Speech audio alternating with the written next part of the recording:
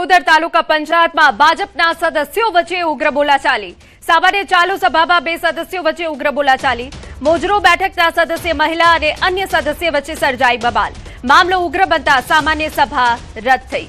દિયોદરમાં ભાજપના સદસ્યો વચ્ચે ચાલુ સભામાં ઉગ્ર બોલાચાલી થઈ હતી।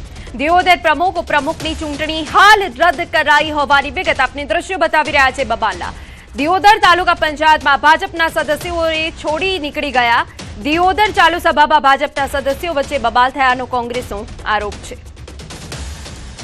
અમારા સંવાદદાતા કિશોર વધુ વિગતે વાત કરવા જોડાયા છે। કિશોર, આખરે શું ઘટના બની, શું વિગત?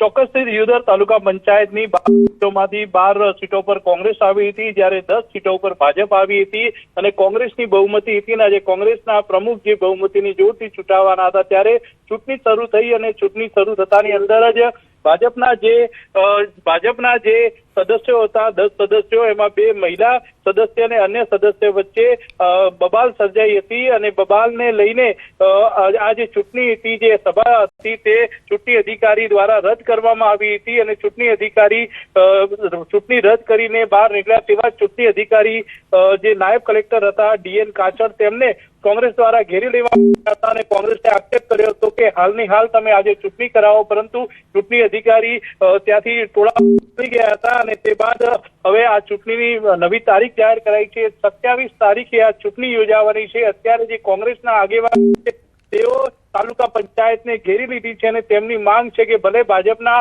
સદસ્યો નીકળી ગયા પરંતુ કોંગ્રેસ પાસે બહુમતી છે, આજે ને આજે ચૂંટણી કરાવો। જ્યારે ચૂંટણી અધિકારી દ્વારા 27 તારીખ જે છે તે ચૂંટણી માટે જાહેર કરવામાં આવી છે। અત્યારે પારેલ અગ્નિ જેવો માહોલ જે છે તે દિયોદર તાલુકા પંચાયત બહાર જોવા મળી રહ્યો છે। બિલકુલ આભાર। તો દિયોદર તાલુકા પંચાયતની ચૂંટણી રદ કરવામાં આવી છે। ભાજપના સભ્યો વચ્ચે બબાલ થઈ, જેના કારણે ચૂંટણી રદ થઈ છે।